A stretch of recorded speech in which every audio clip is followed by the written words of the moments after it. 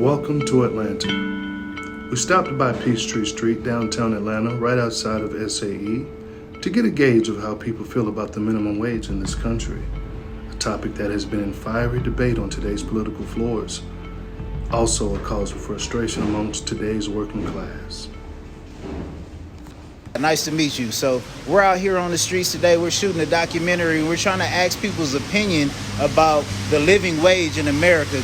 Well, with me being a cook at Hard Rock, hey, wages should be a little bit better.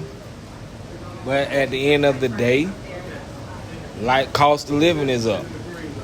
During the pandemic, people weren't getting paid. People held on to their money. People spent their money. But now, with everything trying to get back to normal, rent too high, groceries, gas, it's too much. What do you feel like the main effects have been with regards to the pandemic and inflation on your life? On my life, I live it day by day. I just hold on to my money. I don't spend it. In regards to minimum wage, what are your thoughts? It doesn't match. It's not affordable. America is not affordable to live.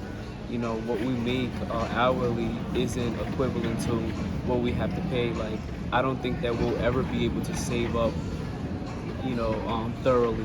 One tip for us to, do something to improve our status in America, what would that be? To find an asset, to find a business asset. I feel like everyone should have a product out, so that way, you're able to sell it to people who actually do want to support and nurture your business.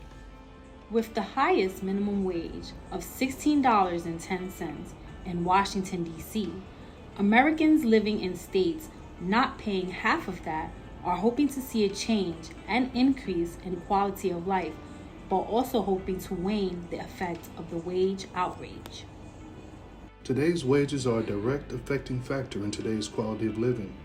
Here's a man from Virginia who's been homeless for 4 years. How long have you been homeless in Atlanta? 4 years. The fact that you're homeless, who do you blame that on? I don't blame it on anyone. It's not going to make a difference whether I cry or not. I'm still going to be in the same situation. That's what I feel, at least. Are your parents alive? Do you have relatives? My father is not. My mother is in New Jersey with dementia. If I was your mother, what would you say to her right now? I love you and please help me. In spite of today's financial disparities, people seem to remain hopeful and optimistic about tomorrow.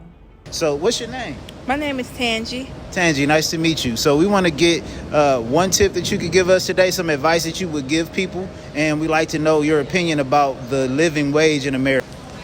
It definitely can be improved with rent, for 3 times rent, So, $8 and $7 not going to cut it. So if they did like $16, $15, that probably ain't even going to cut it. But it would be a little dent. That would be an improvement, right? Yeah, then $8 and $7. Do you have children? Yeah, I have a son. You do?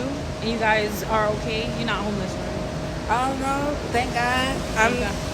I finally got a voucher, Section 8, but it's hard because people are not really taking the Section 8 voucher. So, But you've been looking, right? And it's been a struggle. It's been a struggle, but with God, I maintain. That's good. You keep prayer in your life and always put God first. Yeah, I always put God first. If I didn't, I wouldn't even make it. One bit of advice for their life, what would you say, Tangi? Keep going, keep pushing. It might be hard, but it's gonna be worth it at the end of the day. Akeem Miller, thank you for your time today, Mr. Miller. We just want to get some advice for the young generation. Can you give us some advice? Just don't be no follower out here. And there's too much going on. Don't be a follower. Don't be a follower. You be led astray out in these streets, and don't use excuses. My dad ain't there, or we poor, we ain't got nothing. Just forget all them excuses. Do what you gotta do. See what's ahead of you. Do what you gotta do. That's all I can tell you, bro.